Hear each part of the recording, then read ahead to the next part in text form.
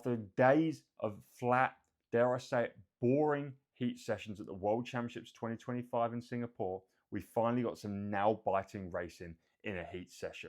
Today I'm going to recap everything that happened on day 6 heats for you guys. But before I do that, I just want to say if you're enjoying the content I'm putting out during this World Championships, make sure you do subscribe to the channel. I've still got 3 live final sessions to go through with you and 5 more recaps. I also have some great deals on my website right now. You can get these £60 flagship Finnies Rival tech suits for women in knee skins, open back, closed back. It's an absolute no-brainer of a deal that I recommend to everyone out there. On top of that, I have some of my memberships, such as the Raw Speed membership at 50% discount for the first month using discount code Singapore50 with a capital S. And lastly, I have some great training programs, such as my middle distance training program, which is £100 off, and my 12-week of 100 race pace programs that are £46.51 instead of £99. Enough about that though. Let's get straight into the racing where we had the 100 butterfly to kick things off, and there were some crazy misses. Let me just talk you through the misses before I talk you through who made it. And in 17th place, we had 200 butterfly finalist Federico Bardisio of Italy. He missed it by 1/100th of a second. Then in 19th, we had Shane Cassis. In 20th, we had Niels Kostange, the Dutch record holder.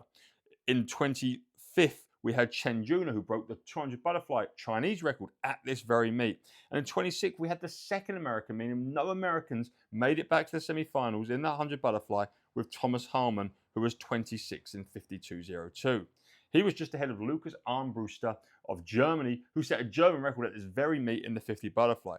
These are swimmers who are on form, not making it back. I mean, even back in 29th was Joshua Salko, who was a semi-finalist in the 100 freestyle. These are great swimmers not making it back. But that's because there were 16 faster guys this morning. And the fast guys are fast. We had a tied 11th place between Thomas Chacon, Maxime Grousset, and Ed Mildred. That was a PB for Ed in 51.36. So Tom Chacon didn't leave anything to chance for once. He made it back, and there's no reason he can't be truly world-class at this event. He medaled in the 50 fly, and he's the world record in 100 backstroker. Surely he could be like crazy, like 49 crazy.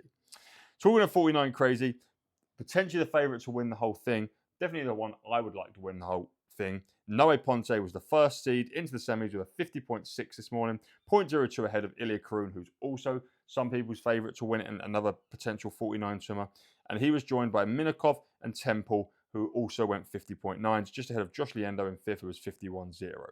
All the other players you would expect to make it back made it back, and 16th cut-off was Clement Secchi of France in 51.58. We then had the women's 200 backstroke, which was by far the least interesting heats of the morning. 16th place was 2:10.3. There was no obvious misses.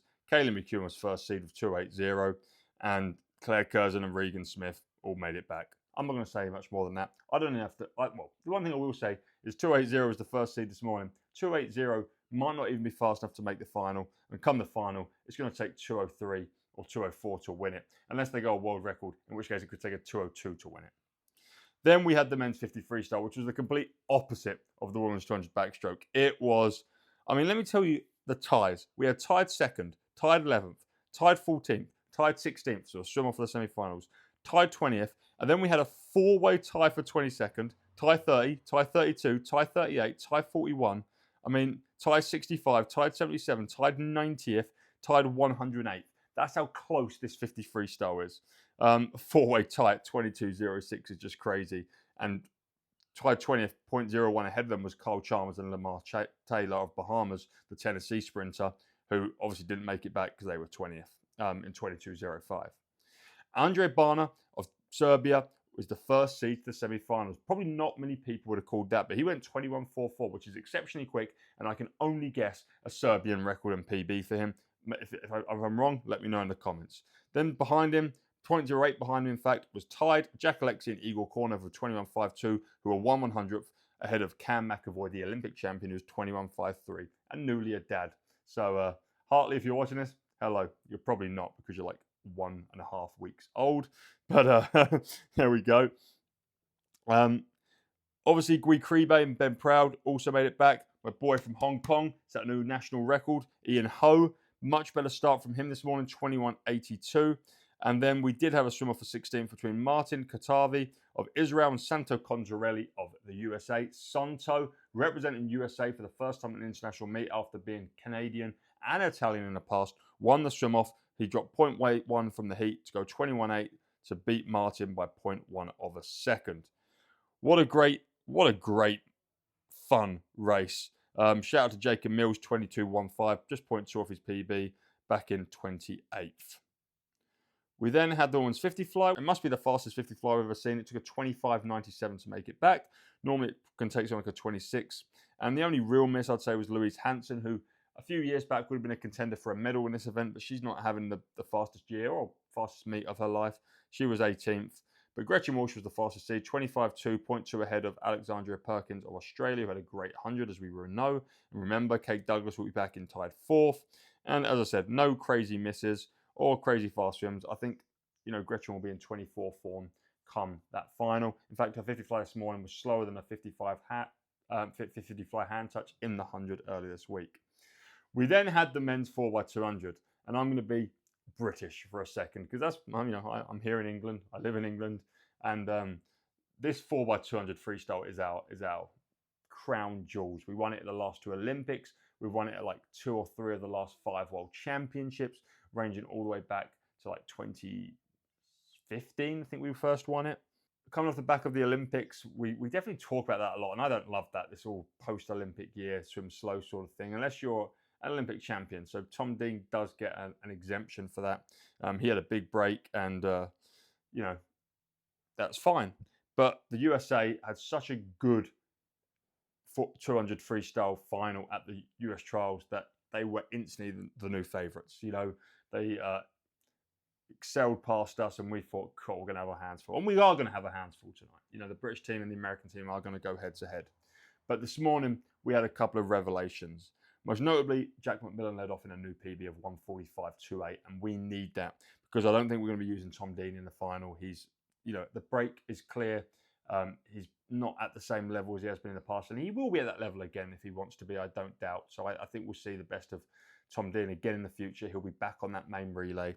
But tonight, we're going to be using Jack McMillan, in my opinion. And then Jimmy Guy was 1:44.9 on the second leg. And apparently, he felt like he was floating to 100. He's turning 50.3 and said it felt like a 51.1.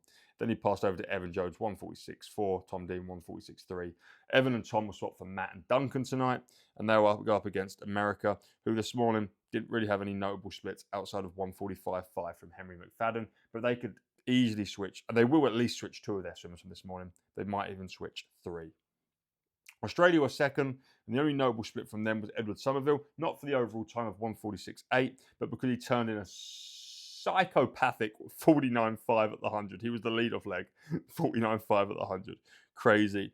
And despite a 1:45 lead-off for both Germany and Japan, Germany using Lucas Martins, they did not make it back. Germany had a 1:45.6 from Lucas Martins, and Japan had Murasa, who was obviously a medalist in the individual, lead off in 1:45.5. But the rest of the teams were not deep enough to get them back. We lastly had the women's 800 freestyle, which is set up to be a brilliant final. There was no misses. It took an 8:27.5 from Ichika from Japan to make it back. But in this, we have the super versatile Bingji Lee, who's been in second in the 200 final, second in the 400 final, and 4th in the 1500 final. She'll be going in the 800. You've got to think she's a threat. Obviously, we have the best of all time, Katie Ledecky. She can't even go slow this morning, 8:14.6, 2 seconds ahead of Lani Pallister, who's, like Bingji Lee, very versatile. 3rd in the 1500, PB last night in the 200, 4th in the 400, so she'll be great. And obviously, Summer McIntosh won the 400. We nearly broke the world record in the 2 fly, going for 5 individual gold medals, 3 for 3 so far. And then Simona Quadrella will be in the race as well because she had an outstanding 1500, going the 2nd fastest performance of all time. Or performer, not performance, because Katie Ledecky has like the first 50 performances of all time. So she's the 2nd fastest performer. Anyway, I hope you enjoyed this video. If you did, make sure you do like. Let me know what you think in the comments. Subscribe to the channel. Check out my website. And I'll see you for some fun finals in a few hours' time.